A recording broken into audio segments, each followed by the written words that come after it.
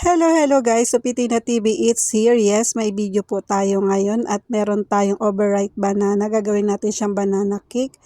Ayan, mas okay yung brown na brown at matamis siya. Minash ko na yung banana, ganyan ang ginawa ko.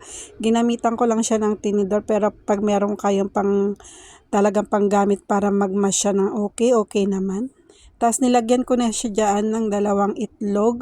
Mas brown yung banana, mas matamis-tamis ang texture ng magagawa nyo.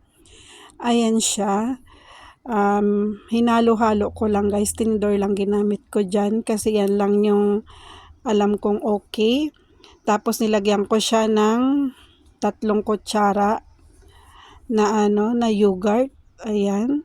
Mas okay kapag lalagyan din natin siya ng yogurt. Tapos sinunod ko na yung fresh milk. Fresh milk ang ginamit ko dyan guys. Tapos hinalo-halo ko na naman para mag-combine lahat ng mga rekado niya. Ganyan lang kadali pag gagawa tayo ng banana cake. Ayan.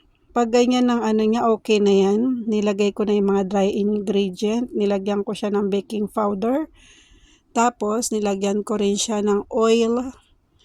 Yes, kailangan natin lagyan ng oil para yung ng texture ng banana cake natin, siya, mag-alsa siya at para siyang wet.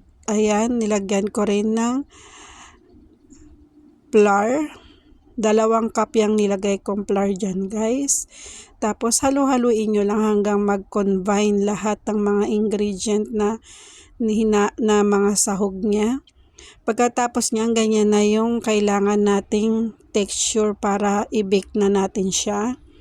Pero dyan, habang hinahalo ko yan, hahatiin ko yan sa 2 guys. Ayan, hinati ko na siya. Kasi yung isa lalagyan ko ng cocoa powder para yung isa flavor niya chocolate, yung isa plain lang. Pagsasamahin ko yan sa isang lagayan. Ayan. Ganyan ang paglalagay ko para mag-combine sila. Para pag naluto, iba-iba yung kulay niya. O diba? Depende rin sa inyo kung gusto niyo yung cocoa powder lang, okay lang din naman.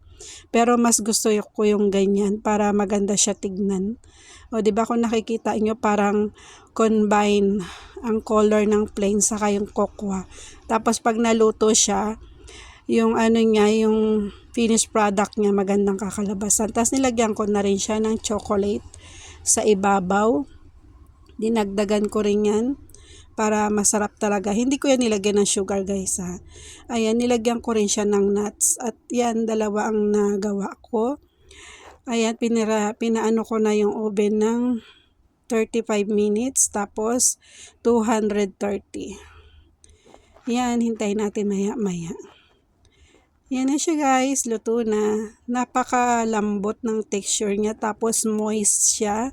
Kasi ginamitan natin siya ng yogurt saka milk, saka nilagyan natin siya ng konting oil. Yun lang guys, try nyo rin. Bye-bye!